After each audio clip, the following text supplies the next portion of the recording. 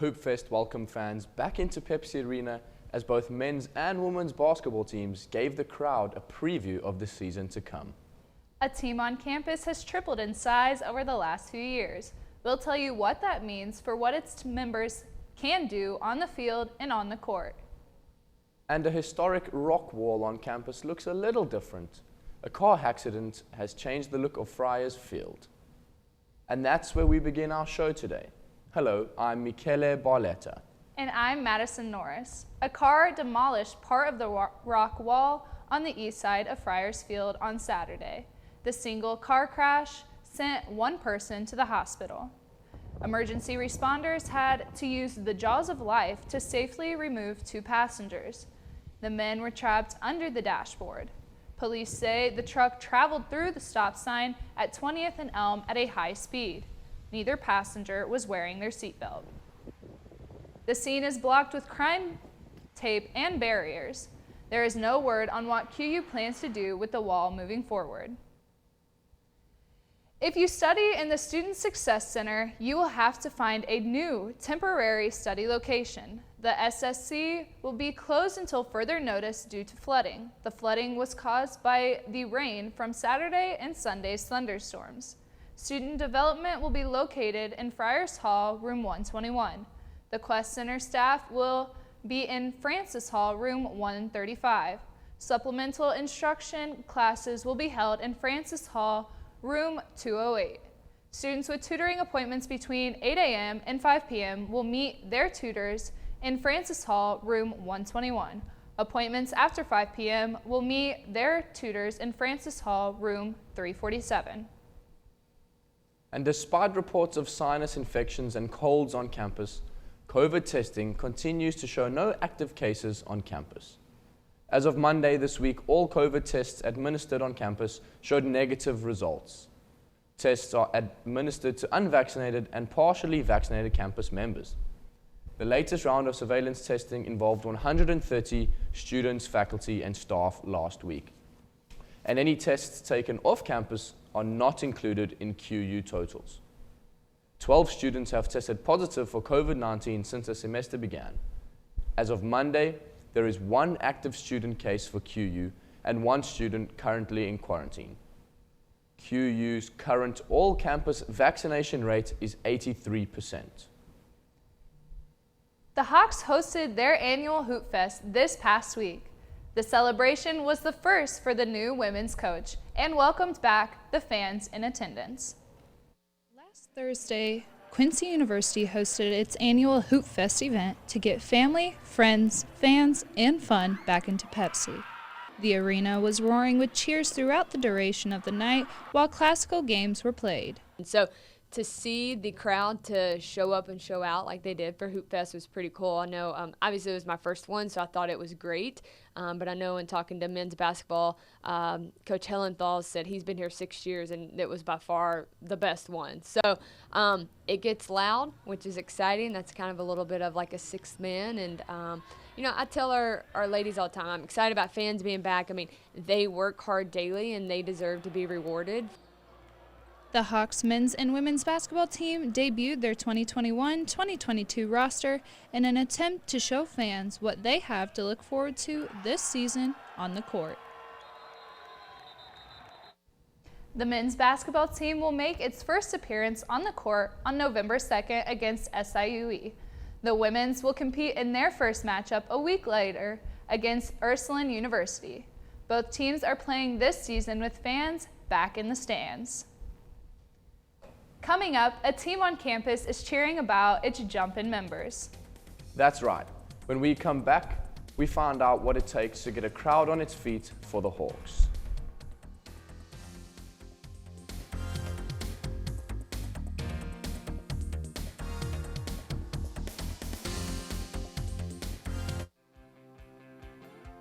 My name is Noah Gershman, and I am a junior at Quincy University.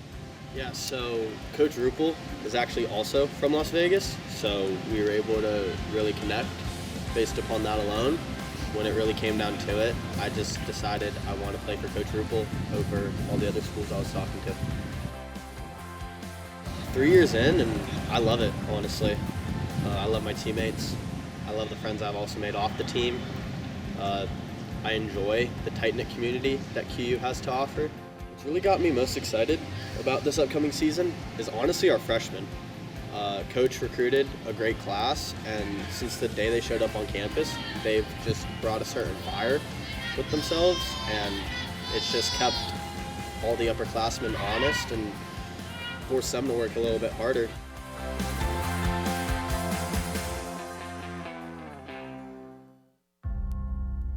We, the people, are guaranteed 5 freedoms in the First Amendment. Freedom of speech. Freedom of religion. Freedom of the press. Freedom to peaceably assemble. Freedom to petition the government. Only the United States has these 5 freedoms so simply bound together and guaranteed. Think first. Learn more at thinkfirstamendment.org. If you have been around campus for the last 6 years, you have probably watched the cheerleading team evolve. Since 2016, the cheer program has tripled in size. The team has grown from 6 members to 18 members in the past 6 seasons. The increase in size has had a positive effect on the team's skill level. It's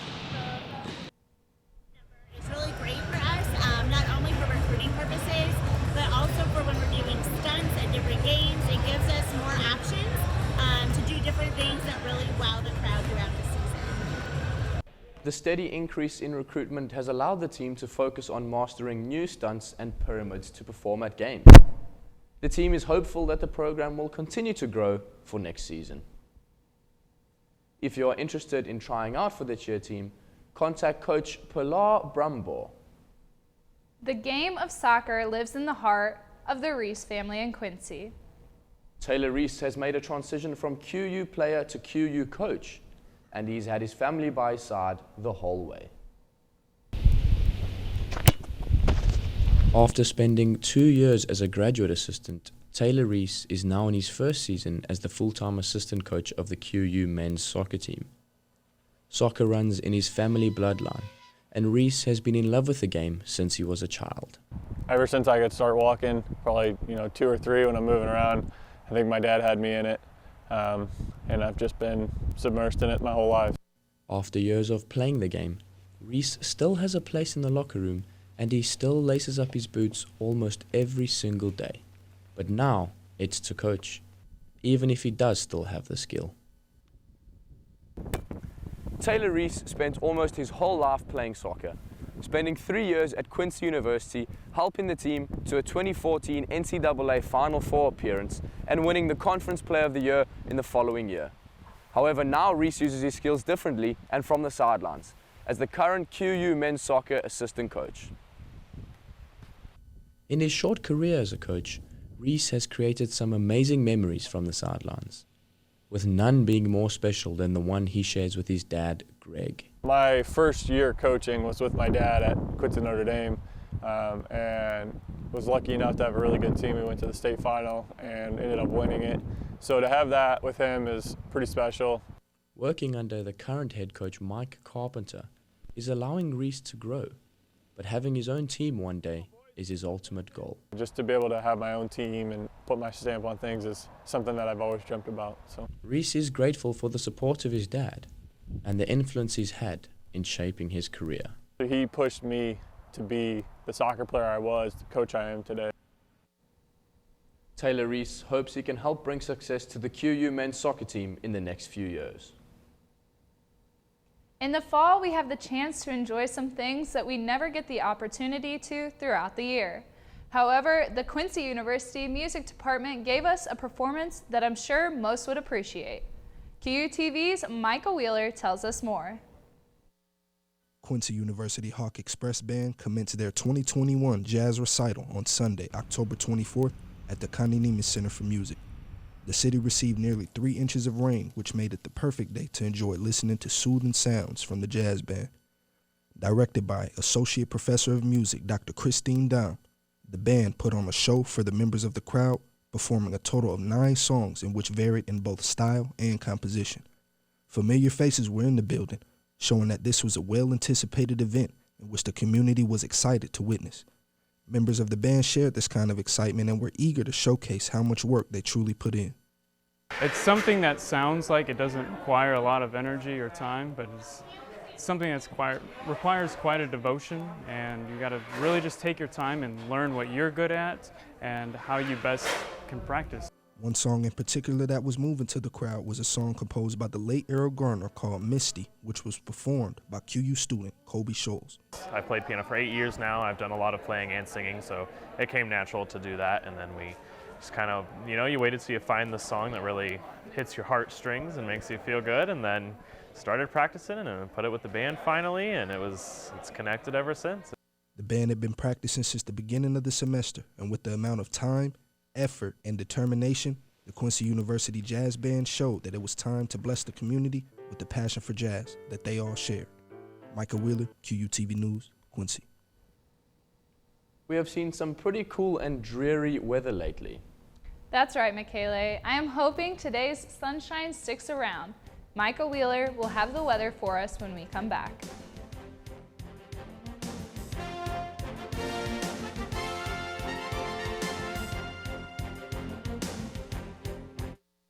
Soccer is a physically demanding sport that often results in a tie.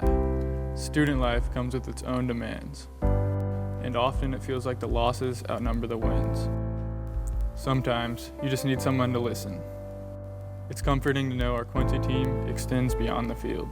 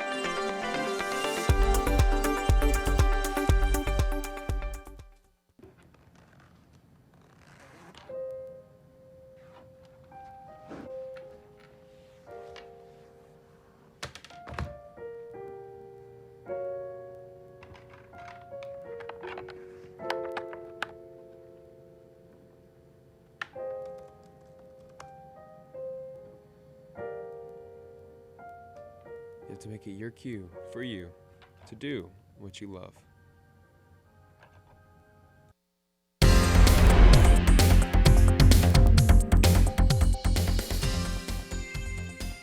You know, guys, the weather has really taken a turn lately. I don't mind the cold weather, but I miss the sunshine. I know, and even when the sun does shine, it's still really cold outside. Right, we are experiencing that late October weather, but as you can see from our tie, I'm ready to enjoy Halloween as it's coming up. And if you take a look at this graphic, you'll see exactly what type of weather we're experiencing. We're seeing some cool temperatures. It is continuing to drop, as Michele said, and you just might want to bundle up because it's getting real cool outside. But as I said, looking at today's headlines, we have cool temperatures. It is dropping. Today we just have a little bit of sun. It might not last because throughout the week it will get a little cloudy. Looking at today's temperature, we have a high of 62 and a low of 46. The average around this time is usually a few degrees higher, which is 74. The low around this time is a few degrees higher as well at a 56. And the record high, still witnessing some of those summer temperatures that I was talking about in previous weeks, with a high of 85 in 2010 and a low in 2015 of 46, which is around the same as today. Today's temperatures, as I said, there are clouds in the sky. It is kind of sunny, partly cloudy, winds coming in from the south of 18 miles per hour. So you might want to bundle up because it is chilly, regardless of how much sun we get. Come Wednesday or tonight, The temperature will drop to a 46 and rain will come in. Winds coming in from the south of 10 miles per hour. The rain will continue to slide into tomorrow's weather as well with a high of 51. It will remain rainy in the morning, but it might go away later on in the evening. We never know though, dealing with Quincy. Winds coming in from the northwest of 14 miles per hour. Looking at our event forecast, we have Friday with a high of 52, just a little bit of drizzle. Friday evening, it'll drop down to 46. The drizzle will go away, but the clouds will remain in the sky. Come Saturday, it'll be partly cloudy with a high of 57, so you might want to bundle up. On Thursday, as I said, sunny day, high of 62, low of 48. Friday, drizzle in the sky, high of 51, low of 46. Come Saturday, drizzle will remain in the sky, might clear up later with a high of 52 and a low of 42. Looking at our 7-day forecast, we see that the drizzle will go away on Sunday with a high of 57 and a low of 37. That is a significant drop. It'll continue to do the same thing come Monday with a high of 56 and a low of 35. On Tuesday, we see that it is a high of 49 and a low of 34. And on Wednesday, we see is a high of 48 and a low of 34 as well. Now, the temperature is dropping as we all see. So you might want to invest wisely in some coats, parkas, scarves, and ski masks. And that is all we have for today's weather. Well, thank you, Micah. And I gotta say, I love that tie almost as much as I love the sunshine. I appreciate it. Coming up next, a rough weekend for the Hawks in several sports.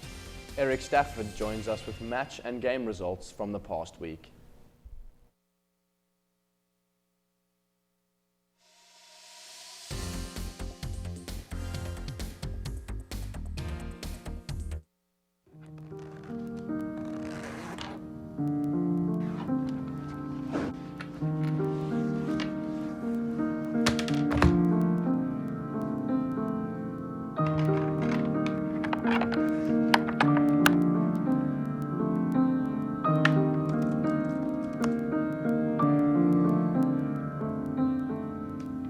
To make it your cue for you to do what you love.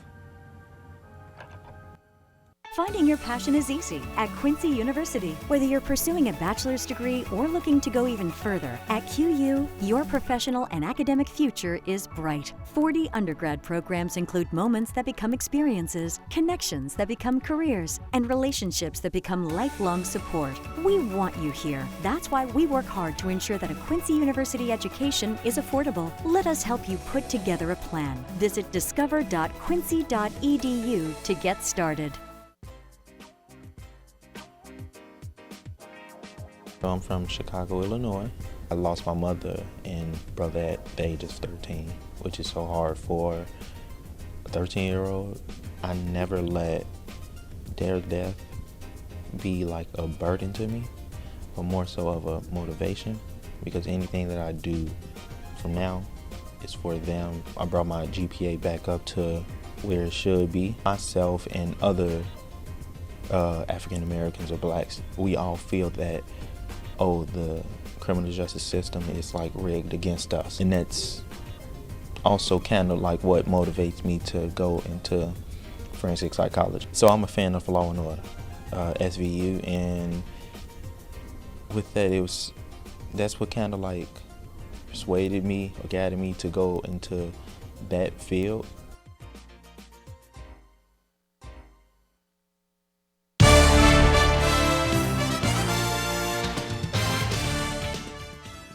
The women's volleyball 5-game win streak unfortunately ended on Saturday after a tough match against Rockhurst.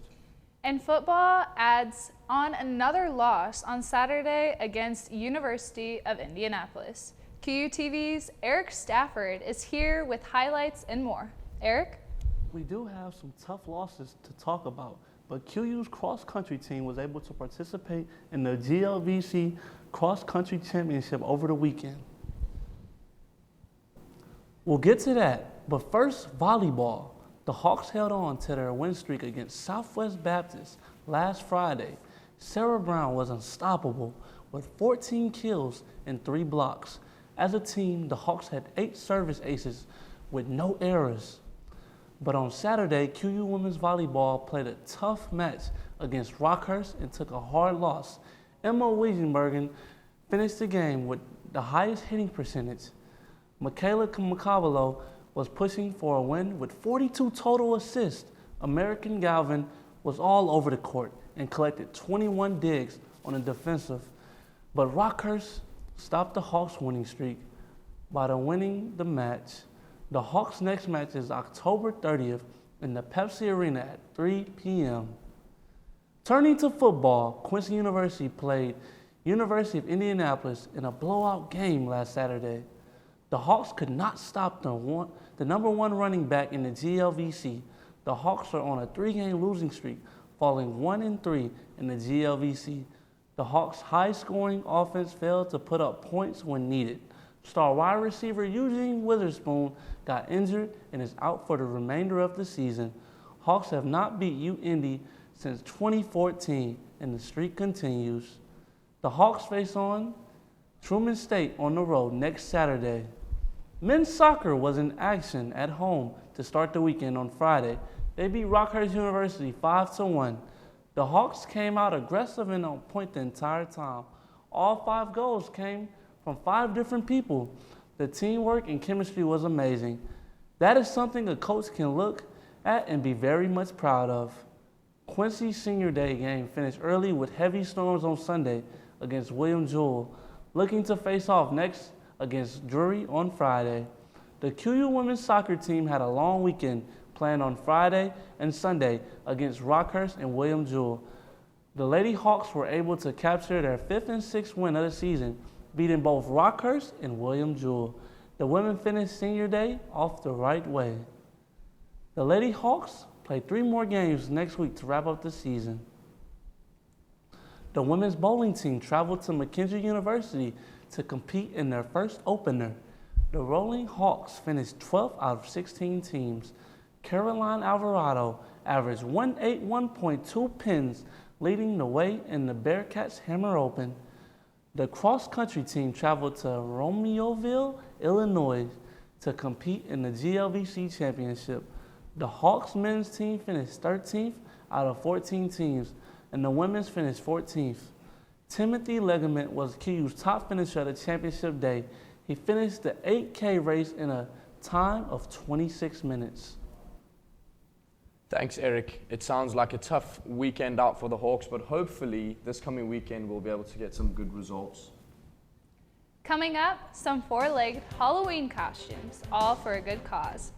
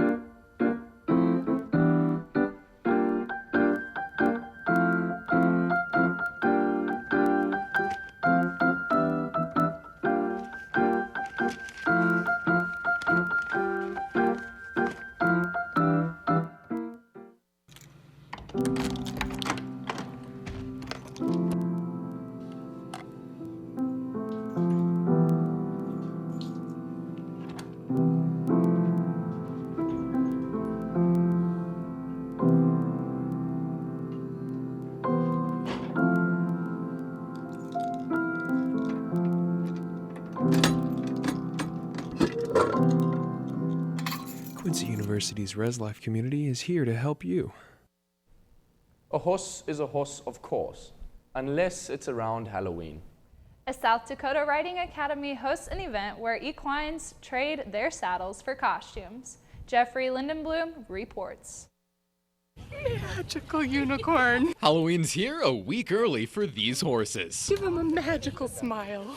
I know for myself personally, there's a special interaction that happens between horse and man. Volunteers and clients at the Suncatcher Therapeutic Riding Academy have come in costumes and have dressed up horses for a friendly competition. If you're in costume, such as myself, you get extra coupons, and you get to vote in our buckets here for the horses.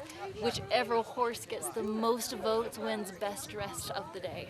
so everyone is getting an opportunity to choose their favorite costume. Well, almost everyone. I actually do not as executive director. I have to remain a neutral party. Oh boy. You'll notice our horses all have had more than a couple birthdays, which is fantastic for our riders. Because riders with disabilities can find a therapeutic comfort by forging a bond with a horse. And since most individuals who seek that comfort are generally not experienced with horses, age becomes a benefit, since oftentimes it goes hand in hand with a more relaxed animal. Their therapy happens while we're at a walk. We're leading the horses, and it's able to help our clients mentally, emotionally, physically. She says the relationship can be summed up well through one of her favorite quotes. There's something about the outside of the horse that's good for the inside of a man. She's been the executive director of the Academy for just a few weeks, but is grateful for the help from the community, especially volunteers from Ellsworth Air Force Base and South Dakota State University's nursing program. All of our volunteers who are here who have done so much work with the horses and meeting some of our clients for the first time today. It's absolutely incredible, the passion that people have to help other people within our community, and I'm really excited to be part of that. There's a different sense of purpose, a different sense of belonging to something that's much bigger than us. We can continue to grow that and help our community even more. The non-profit Riding Academy is also hosting a chili and soup feed on November 2nd. You know, I love animals and all the horses looked amazing, but I gotta say the skeleton kinda took my eye. Yeah, I agree. I say he definitely took home the prize bucket of carrots that day. Yeah, it's that time of season, we need to go get a horse. I know, and you know what? If I wasn't in the Halloween spirit before, I definitely am now. Thanks for watching QUTV. Follow us on social media and on channel 1901 on the Comcast system on campus. Have a great day.